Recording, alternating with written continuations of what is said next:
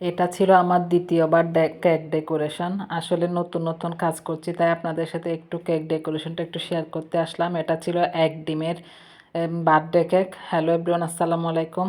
কেমন আছেন সবাই? নিয়ে আসলাম আপনাদের জন্য আরও একটা কেক ডেকোরেশনের ভিডিও। এটা হচ্ছে আমি একটা ডিম দিয়ে বানিয়েছি, যেহেতু নতুন নতুন কাজ শিখছি তাই একটু ছোট ছোট কেক বানিয়ে ডেকোরেশন করছি।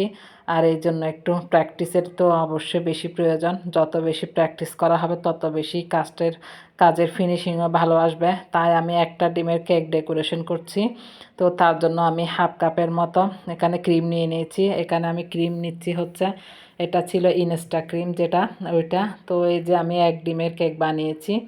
এটা হচ্ছে স্কোয়ার শেপে দিয়েছি। আসলে কেকটা হচ্ছে ছোট ছোট করে বানালে আমার মনে হয় একটু প্র্যাকটিসও বেশি হয়। ঘন ঘন প্র্যাকটিস করলে হাতের কাজটাও একটু ভালো আসবে। তার জন্য এই যে ক্রিমটা আমি রেডি করে নিয়েছি। আসলে এটা অনেকবার কাজ করার পরে কিন্তু আমার এরকম একটা ফিনিশিং আসছে। তো আমি কেকটাকে দুইটা স্লাইস করে নিয়েছি। দুইটা স্লাইস করে এখানে আমি সুগার সিরাপ নিয়েছি। সুগার সিরাপের সাথে আমি একটু পাউডার অ্যাড করেছিলাম। আসলে এই কেকটা কিন্তু খুবই মজার হয়েছিল। এভাবে একবার করে দেখবেন আপনারা। তো এই যে আপনাদের সাথে একটু শেয়ার করতে আসলাম। ক্রিমটাকে আমি একটু পাইপিং ভেঙে ভরে নিয়েছি, তারপরে আমি ডেকোরেশন করছি। এভাবে নিলে আমার মনে হয় একটু সমানভাবে ডেকোরেশন করতে পারা যায়। তো এই যে আমি ডেকোরেশন করে নিচ্ছি।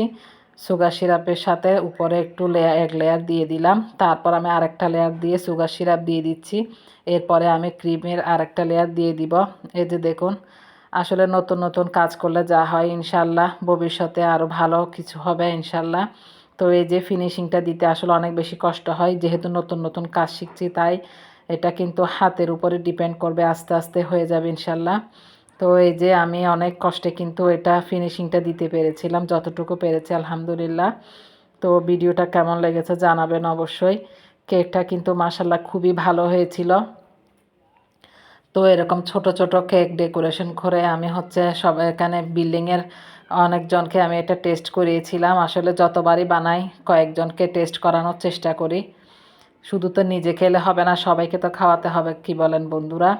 তো এই যে আসলে এই কেকটাকে নিয়ে আমার একটু ভালো কিছু করার ইচ্ছে আছে, তাই কেকটা ভালো করে একটু শেখার চেষ্টা করছি। ইনশাল্লাহ আরও ভালো করে শিখব। তো এই যে দেখুন আমি ফিনিশিংটা দিয়ে নিলাম।